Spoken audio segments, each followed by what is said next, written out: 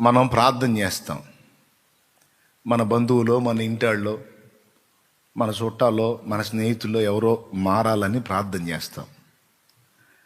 కొంతమంది ఏమో మారి రక్షణ పొందుతారు, కొంతమంది ఏమో మారకుండానే పోతారు. అప్పుడు నీకు ఒక ధర్మ సందేహం వచ్చింది. ఆ షాలేం రాజు అన్న దగ్గరికి పోతే, మీ వాళ్ళ కోసం ప్రార్థన చేయండి, వాళ్ళ మార్పు కోసం ప్రార్థన చేయండి, వాళ్ళ మార్పు కోసం ప్రార్థన చేయండి తెగ చెబుతాడు. ఈ దరిద్రుడి కోసం నేను సంవత్సరాలుగా ప్రార్థన చేస్తున్నా. వీడు మారు మనసు పొందలా, ప్రభువుని అంగీకరించలా, రక్షణ బాప్తీసం పొందలా, అట్లనే సచ్చాడు. ఇప్పుడు ఏం చేయాలి? కడుపులో మండిపోతుంటుంది. ఎందుకు మండితో తెలుసా? పోయి నరకానికి పడతాడని, నరకానికి పోతాడని. అప్పుడు నేను కూడా గుర్తొస్తా, చాలా మన దొరికితే అడగాల. ప్రార్థన చేయి అంటే ఒక రోజు కాదు, నేను 10 ఏళ్ళ నుంచి ప్రార్థన చేస్తున్నా. ఎందుకని నా భర్త మారలా? ఎందుకని దేవుడు నా భర్తని మార్చలా? న్యాయంగా ఉన్న ప్రశ్నే కదా ఇది. నువ్వు ప్రార్థన చేయమన్నావు లేదా? చేయమన్నానమ్మా. నేను చేశానా లేదా? చేశావమ్మా. మరి ఎందుకని మా ఆయన మారలా, మా ఆవిడ మారలా, పిల్లలు మారలా, మా నాన్న మారలా, మా అమ్మ మారలా, మామయ్య మారలా, తాతయ్య మారలా, అక్కయ్య మారలా? ఉన్నాయా లేవా మీకు ఈ డౌట్లు? ఎవరో ఒకళ్ళకి ఏదో సందర్భంలో ఈ ప్రశ్న వచ్చింది. ఎందుకంటే ప్రార్థన చేసి ఉంటారు కాబట్టి. దానికే నా సమాధానం. ప్రార్థన నువ్వు చేసినప్పుడు, విను బాగా, ప్రార్థన నువ్వు చేసినప్పుడు దేవుడు ఖచ్చితంగా పని మొదలు పెడతాడు. ఇందులో మాత్రం డౌటే లేదు. ఎవ్వరి రక్షణ కోసమైనా, ఎవ్వరి మార్పు కోసమైనా నువ్వు ప్రార్థన అంటూ మొదలు పెడితే దేవుడు సదరు వ్యక్తిని దర్శించటం మొదలు పెడతాడు. మరి నీ ప్రార్థన చేయమని చెప్పినోడు ప్రార్థన ఆలకించి ఊరుకుంటాడా? దర్శించడం మొదలు పెడతాడు. దర్శించడం మొదలు పెట్టినప్పుడు కొంతమంది ఏమో బెండ్ అవుతారు, కొంతమంది ఏమో కఠినపరుచుకుంటారు. ప్రభా ఎట్లనన్నా బలవంత పెట్టి నువ్వు మార్చు ప్రభా అంటానికి రూల్స్ ఒప్పుకోవు. ఎట్లనన్నా ప్రభా నువ్వు బలవంత పెట్టి మార్చేసే ప్రభా అని నువ్వు ప్రభువుని బలవంత పెడితే ప్రభు వాడిని బలవంత పెడతాడు. కాస్త చూడరా, ఇటు చూడరా అని.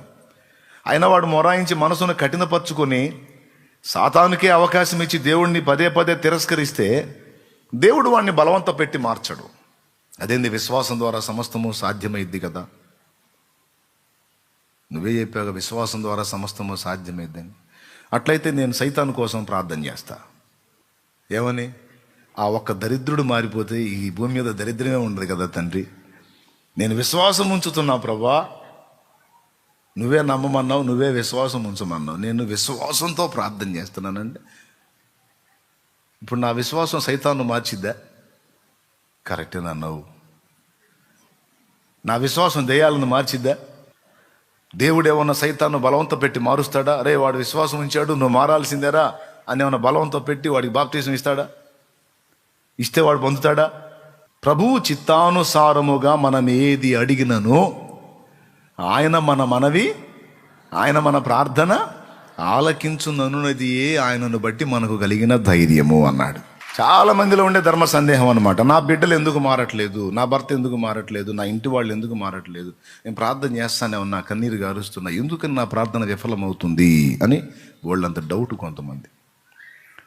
ఒక్కడు చెప్తా, నువ్వు ఎప్పుడైతే నా భర్తను దర్శించు తండ్రి అని మొర్ర పెట్టావో, నువ్వు నీ భర్త రక్షణ కొరకు, నీ భార్య రక్షణ కొరకు, నీ పిల్లల రక్షణ కొరకు ఎప్పుడైతే మొర్ర పెట్టావో కన్నీళ్లతో, ఆ మొర్ర పెట్టిన మొదటి రోజే అది దేవుని దగ్గరకు పోయిద్ది. ఉత్తరం వేస్తే, హైదరాబాద్ నుండి ఉత్తరం వేస్తే పేటకు ఒక వారానికి వచ్చినట్టుగా పోదు. దేవునికి స్తోత్రం, హల్లెలూయా. నా చిన్నప్పుడు ఉత్తరాలు వేసుకునేవాళ్ళం. ఎప్పుడో చేస్తే ఎప్పుడుకో వచ్చేది. ఒక్కోసారి ఏవేవో బ్రేకులు అయిపోయి నెలకు వచ్చేది. 9వ నెలలో ఉత్తరం రాస్తే ఉత్తరం ఇంటికి చేరేటప్పటికి బిడ్డ కూడా పుట్టుంటాడు. దేవునికి స్తోత్రం. అట్లా పోదు.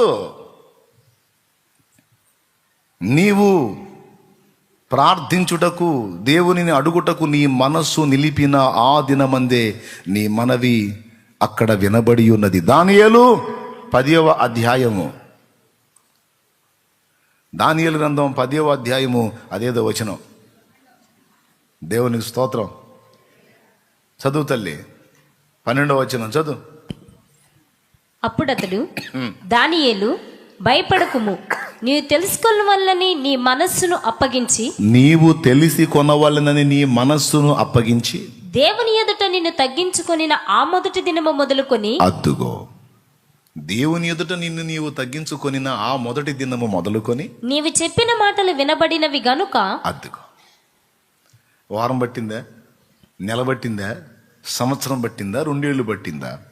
ఆ మొదటి దినము మొదలుకొని. కొంతమంది అనుకుంటారు రోజు అడగంగా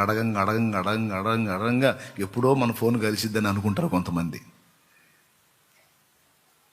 దేవుడేమన్నా నీలాగా నాలాగా ఉన్నాడా? నువ్వు ఎప్పుడు అడగంగా ఎప్పుడో ఫోన్ కలిసి, హలో ఎవరమ్మా, చచ్చిపోతున్నా నీ ఫోన్లు ఎత్తలేక అని ఏమన్నా ఫీల్ అవుతాడేంది ఆయన? ఆయన సృష్టికర్త. అసలు నీ ఫోన్స్ కాదు, నీ ఫోన్ కాల్ కాదు, చేపలు చేసే ఫోన్లు కూడా వింటాడు ఆయన. కాకి పిల్లలు చేసే ఫోన్లు కూడా వింటాడు ఆయన. నువ్వు చీమ కనపడితే, అమ్మో ఎర్ర చీమ గుట్టి చంపుద్ది, అమ్మో బాబాయ్ అని నువ్వు సప చంపేస్తావే, ఆ చీమ చేసే విజ్ఞాపన కూడా వింటాడు ఆయన. నేను చెప్పేది ఒకటిదా, బైబిల్లో ఉందా? అరచు పిల్ల కాకులకు ఆహారము తానిచ్చును, దేవునికి స్తోత్రము గానము చేయుట మంచిదన్న పాటలో ఈ చరణం కూడా ఉంటుంది. అన్ని విత్తని పక్షులకు ఆహారం పెడతాడం లేదు. కాబట్టి పక్షులను, జంతువులను, చేపలను, అసలు సముద్రంలో వామ్మో ఎన్ని లక్షలు, ఎన్ని కోట్లు చేపలు ఉంటాయండి. అన్నిటికీ అన్నం పెట్టేది ఆయనే. పక్షి జాతి చూడండి, ఎన్ని రకాల పక్షులు ఉంటాయో చూడండి, అన్నిటికీ ఫుడ్ పెట్టేది ఆయన. పాములు ఎన్ని రకాల సర్పజాతులు ఉన్నాయండి, పురుగులు ఎన్ని రకాలు ఉన్నాయండి. అన్నిటికీ ఏదో ఒక రూపేణ అవి బ్రతికి ఉండునట్లు వాటికి పోషణనిచ్చువాడు మన ప్రభువే. గట్టిగా స్తోత్రం చెప్పండి ప్రభువుకి. హల్లెలూయా. ఏమండి, అన్ని నోరు లేని జీవరాశులు అన్నిటి మనవులు, వాటి హృదయ ఆలోచనలు, వాటి హృదయ ఆశలు తీర్చిన దేవుడు, నీవు నేను ప్రార్థన చేస్తే లైన్ బిజీగా ఉందమ్మా, వినపడట్లేదు, తర్వాత చేయి అంటాడా? మరి నిశ్చయముగా నీ ప్రార్థన వింటాడు. అసలు ఇంకా చెప్పాలంటే భూమి మీద ఆయన వెతుకుతున్నాడు అనే అంశంలో ఎవరు తనకు మొర్ర పెట్టేవాళ్ళు ఉన్నారని ఆయన వెతుకుతున్నాడు. పొద్దున, మధ్యాహ్నం, సాయంత్రం, మధ్యరాత్రి అన్న భేదం లేకుండా అసలు ఎవరు వెళ్ళి ఆయన ముందు మోకాళ్ళుని ప్రభువా అని పిలుస్తారు అని ఆయన కన్నులు ప్రార్థించే వారి వైపు ఉన్నాయి.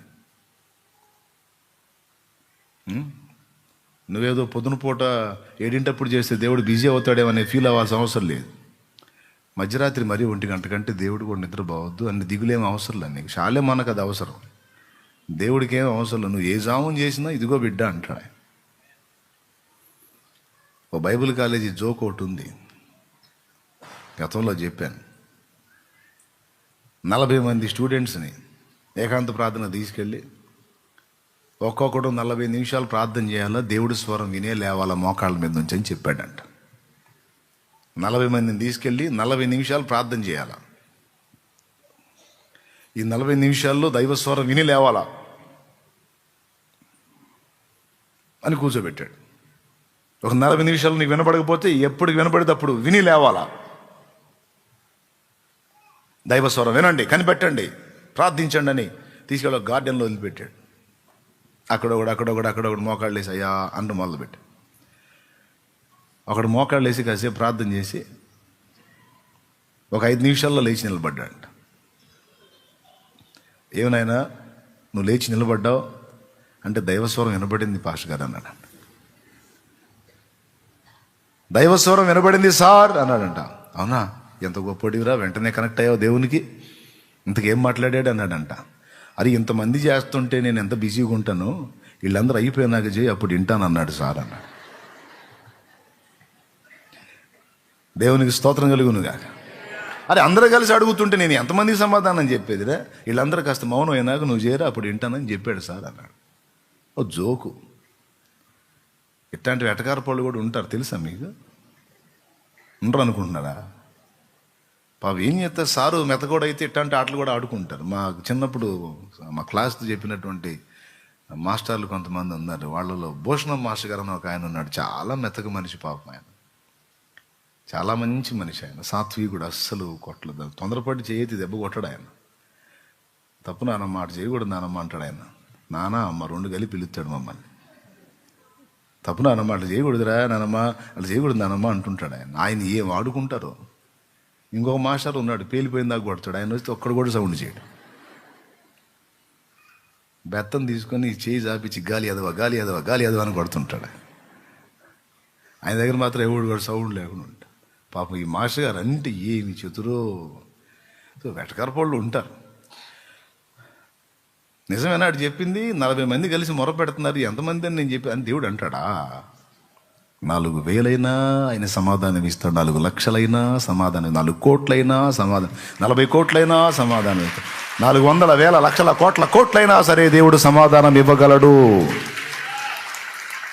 హల్లెలూయా. ఆయనకు ఆ సౌకర్యం ఉంది. అసలు ఎవరు నా కోసం కనిపెట్టుకుంటారు, ఎవరు మనసు నిలుపుతారు, ఎవరు నా కోసం కాచుకుంటారు, ఎవరు నన్ను అడుగుతారని ఎప్పుడూ ఆయన కళ్ళు వెతుకుతూ ఉంటాయి. ఇది తిరుగులేని విషయం. కాబట్టి ఇంతగానే ఈ వ్యక్తి కోసం ప్రార్థన చేస్తే ఎందుకని దేవుడు ఇతన్ని మార్చలేదు అంటే, నీవు ప్రార్థించింది నిజమే, నీ ప్రార్థన వినబడ్డప్పుడు దేవుడు పని ప్రారంభించింది నిజమే. నువ్వు ప్రార్థించడం మొదలుపెట్టిన తర్వాత ఎవరి కోసం ప్రార్థన చేస్తుంటావు వాళ్ళకి రకరకాల సమస్యలు వస్తుంటాయి. రకరకాల సమస్యలు, ఏదో ఒక ఇబ్బంది, ఏదో ఒక కఠిన పరిస్థితి తనదైన శైలిలో దేవుడు దర్శిస్తానే ఉంటాడు. ఒక్కొక్కడు ఆశీర్వాదానికి కదులుతాడు, ఒక్కొక్కడు శ్రమకు కదులుతాడు, ఒక్కొక్కడు అద్భుతాన్ని చూసి కదులుతాడు, ఒక్కొక్కడు ఇబ్బందిని చూసి కదులుతాడు. అట్లా ఎవరిని సైకాలజీని బట్టి ఎట్లా కదులుతాడు వీడని శతవిధాల దేవుడు వాడిని దర్శించడానికి ప్రయత్నం చేస్తాడు, కానీ బలవంతం పెట్టాడు. ఇది రహస్యం. ఏం చేస్తాడు? వాళ్ళని దర్శించడానికి ట్రై చేస్తాడు, ప్రయత్నం. నువ్వు అడిగావు కదా, తన వంతు. అంతేగాని బలవంతం పెట్టి మార్చే ఛాన్స్ దేవుడికి ఉంటే, ఇప్పుడు కొంతమంది మూర్ఖులు అంటున్నారు కదా బలవంతం మత మార్పిళ్ళని. నిజంగా బలవంతంగా ఒకరిని మార్చే ఛాన్సు దేవుడు తీసుకోగలిగితే అందరినీ సైతాన్ గాని కూడా మార్చిపడేయచ్చు. లాజిక్ అర్థమైందా? కానీ అట్లా తీసుకున్నాడా దేవుడు? నో. నీ వ్యక్తిగత స్వేచ్ఛను దేవుడు ఇబ్బంది పెట్టడో, నీ స్వేచ్ఛను ఇబ్బంది పెట్టడు, నీ వారి స్వేచ్ఛను ఇబ్బంది పెట్టడు. నువ్వు సైతాన్ గాడి వ్యవహారం తెస్తే వాడిని కూడా ఇబ్బంది పెట్టాడు. నువ్వు దయ్యాలు దురాత్మల వ్యవహారం తెస్తే వాళ్ళని ఇబ్బంది పెట్టాడు. స్వేచ్ఛ ఇచ్చాడు. ఇచ్చిన పరిధిలో నువ్వు పాడు కావటానికి మార్గం వేసుకోవచ్చు, బాగుపడటానికి మార్గం వేసుకోవచ్చు. నీకే ఇవ్వబడింది అవకాశం. నువ్వే స్టెప్ వేసినా స్వేచ్ఛ నీది. ఒకవేళ నీకు స్వేచ్ఛనిచ్చిన ఆయన నిన్ను ఎట్టబడితే అట్ట పోనీయకుండా నియంత్రించడం మొదలుపెట్టాడు అనుకో, ఆయన ఏమవుతాడు? నియంత అవుతాడు. ఒకవేళ అలాగా నీ ఇష్టం వచ్చినట్టు పోనీయకుండా నిన్ను అడ్డగించి నిన్ను కంట్రోల్ చేసి, నా బిడ్డకి నేనంటే ఎంత ఇష్టమో ఎంత విధేయతో అని దేవుడు చెప్పుకుంటే అది పెద్ద హాస్యం అవుతుంది. అందుకే మంచి చెడు రెండు నీ ముందు ఉంచాడు. ఎంపిక చేసుకునే అవకాశం నీకు నాకు మనకిచ్చేశాడు ఆయన. మరి ఇంకా దేవుడు చేసేది ఏం లేదా అంటే, కొన్ని రకాల ప్రతికూల పరిస్థితుల్ని అనుమతించి, కొన్నిసార్లు బుద్ధిహీనంగా మనం చేసిన వాటి ఫలితం మన మీద వేసి, మనం ఆలోచిస్తామేమో, దెబ్బ తినన్నా సిగ్గు తెచ్చుకొని మార్పు చెంది సరి చేసుకుంటామేమో అని అందుకు గాను కొన్ని ప్రతికూల పరిస్థితులు అనుమతించి ప్రయత్నం చేస్తాడు దేవుడు. భూమి మీద మానవులందరూ నశించిన స్థితిలోనే ఉన్నారు, కానీ అందరినీ ఆయన రక్షించడానికి అవకాశం లేదు. అందరిని ఆయన రక్షించడానికి అవకాశం లేదు. ఎందుకు అవకాశం లేదు అంటే, రక్షణ పొందడానికి మనిషికి స్వేచ్ఛ ఇచ్చాడు గనుక వాడికై వాడే స్పందించాలి. అందరిని రక్షించడానికి ప్రాణం పెట్టాడు. అందరూ నా రక్తంలో పాపాలు గడిగేసుకొని మొత్తం నిత్య జీవానికి రమ్మని పిలిచాడు. పిలవటం వరకే, ఎవడికి తాడేసి లాగడు. తాడేసి బాప్తీసం ఇయ్యండ్రా అంటే ఇప్పటికీ కోట్ల మందికి ఇచ్చి ఉండేవాడిని నేను. దేవునికి స్తోత్రం కలుగును గాక. శుభ్రంగా హైవే రోడ్ చూసుకొని ఒక డ్రమ్ము పెట్టుకొని దొరికిన వాళ్ళ పట్టుకొని తర్వాత కొడితే కొట్టాడు. నీళ్ళలో ముంచి లేపటమే కదా, ఆ ఒక్క పని చేసేరని నన్ను రక్షించేస్తానంటే నన్ను దన్నా పర్వాలేదు. ఈ పాటికి పోయమ్మ 1 కోటి మందికి అయిపోయేది బాప్తీసం. నో, ఆ ఛాన్స్ ఇవ్వలా. నాశనం వైపు పరుగులెత్తుచున్న వానికి, గతి లేక నాశనం వైపు నడుస్తున్న వానికి అందులో నుంచి బయటపడే మార్గాన్ని చూపించాడు. ఆ మార్గాన్ని వెతుకుతుంటారు కొంతమంది. అయ్యో, నేను నశించిపోయే స్థితిలో ఉన్నాను, నాకు రక్షణ మార్గం ఏది, నాకు దిక్కెక్కడా, నాకు దారి ఏది,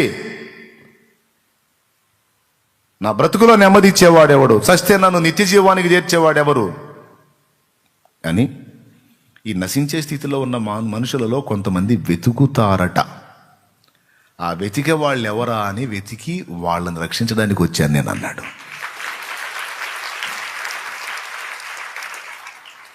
అర్థమైందా?